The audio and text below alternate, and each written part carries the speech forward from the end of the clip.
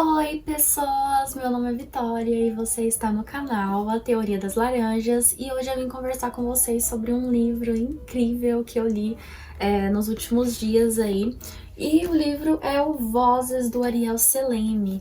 Antes de eu começar a falar sobre o livro em si, eu quero convidar vocês, se você está assistindo esse vídeo em julho ainda, bem próximo do dia que eu for lançar ele, te convido a dar uma passadinha lá no Instagram, porque dia 15 de julho, às 7 horas da noite, lá no Instagram, @Teoria das Laranjas, a gente vai ter uma conversa lá com o Ariel Celeme. A gente vai bater um papo lá sobre o livro, sobre as questões abordadas no livro, e enfim, acho que vai ser muito legal, então deixa aí o convite. E primeiramente eu quero dizer que Vozes me deixou muito empolgada. Já fazia muito tempo que eu não devorava, né, um livro desse jeito, como eu devorei esse daqui. Mas eu acho que é uma característica dos livros do Ariel, porque eu já li outro livro dele, né, que é o 1000 km Mar Adentro. E a sensação que eu tive foi tipo a mesma, assim, de devorar o livro. Eu acho que é uma característica do autor.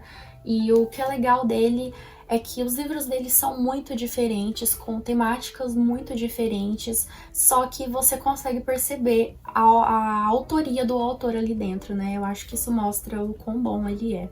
Eu queria, sinceramente, que o Ariel publicasse um livro por ano, porque acho que só assim pra gente, né, nós leitores que conhecemos a escrita do Ariel, só assim a gente vai se sentir satisfeito. Aí, retomando, né, sobre a escrita do autor, o 1000 km Mar Adentro, ele tem uma característica mais dramática, né, um tom mais dramático, e ele busca abordar, né, de uma forma bem sensível a questão da cultura, né, de diferentes povos, da imersão em culturas diferentes, do pertencimento a uma cultura. Já o Vozes, ele tem um tom um pouco diferente, apesar da gente ver um pouco dessa imersão cultural, porque aqui o livro ele se passa no Texas, né, nos Estados Unidos, na cidade de Katy, no Texas. Então a gente tem essa imersão à cultura norte-americana com alguns estereótipos da cultura americana e a gente percebe o quanto o autor ele tem um carinho, né, e um cuidado ao abordar a cultura norte-americana, porque ele morou lá por muito tempo, né, mas não é o foco aqui necessariamente. Aqui a gente vai ter um romance com uma vibe mais policial, de suspense e mistério, e com um toquezinho ali de ficção científica. E o foco da história, na minha opinião, é apresentar e ir desnudando, né, buscando desnudar, apesar de que a gente acha que nunca vamos conhecer totalmente, mas é buscar fazer a gente compreender, né, apresentar pra gente o misterioso Marlon Antonini, né, que é, digamos, o vilão da história, mas não sei se a gente pode chamar ele necessariamente assim. Mas a história toda vai girar em torno disso, né, da história dele. E para apresentar isso pra gente, a história ela vai se esticar em uma grande linha temporal, né, um período bem longo. Então a primeira dica que eu te dou antes de você imergir, né, nessa narrativa é não se apegue aos personagens. Isso porque o foco narrativo ele vai mudar muito no decorrer do tempo, né? Como eu disse, é um período longo em que a história se passa, então alguns personagens vão morrer, outros eles vão se tornar redundantes, então não se apega aos personagens, porque é por isso que eu falo que eu acho que o intuito da história é apresentar mesmo o Marlon Antonini, porque essas pessoas, esses personagens, eles se vão, eles somem da história, mas a figura do Marlon não. E eu acho que a história, ela fica muito legal dessa forma, porque eu acho que o intuito ali é mostrar como que o Marlon, né, se tornou uma figura tão impotente ali dentro daquele universo, né, como que ele se tornou tão rico, com tanto poder, com tanta tecnologia nas suas mãos, né, e quais são os segredos que ele esconde. Isso tudo pela perspectiva de personagens terceiros, né. Em nenhum momento a gente vai ver a perspectiva pela mente do próprio Marlon. E eu acho isso muito curioso, porque no final das contas, o que você vai ter do Marlon são perspectivas fragmentadas mesmo. Você nunca vai conseguir formular, né, montar o quebra-cabeça e entender de verdade quem é ele e o que move ele. E eu preciso dizer pra vocês, gente, que personagem detestável. Ele é tipo frio, arrogante, calculista. Nada nem ninguém está acima de Marlon Antonini e ele destrói qualquer um, né, que se impõe a ele ou que de algum modo ameace os seus planos.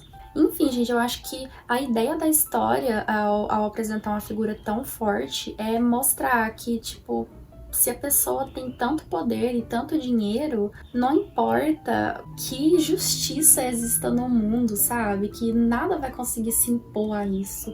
Eu acho que é sobre isso a história. É sobre você ver os personagens de mãos atadas de frente a algo tão forte mesmo. Mas deixa eu contextualizar a história pra vocês. No início do romance a gente conhece o Bob, que é o próprio estereótipo do bom policial americano, né, justo e competente. E após a morte de um importante professor ali que vinha fazendo umas pesquisas ali, uns estudos pra NASA, né, estudos ali que se ligavam de alguma forma à NASA, o Bob vai ficar responsável por investigar a causa da morte. Sabe-se que não foi um acidente, né?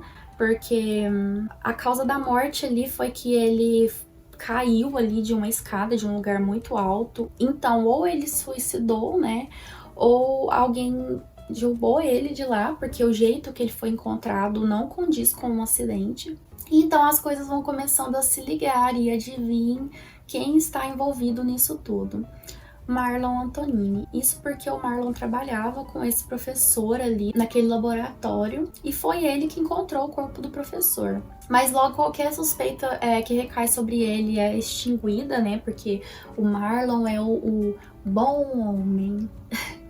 Tipo assim, ele tá sempre investindo dinheiro nas coisas certas, é visto por toda a sociedade como uma pessoa muito boa, então ele consegue escapar das investigações. O professor é dado como um suicida, né, como a maior causa da morte dele é dada como um suicídio, e a gente vai ter o primeiro salto temporal. E agora Marlon está podre de rico, isso 2 anos depois, né?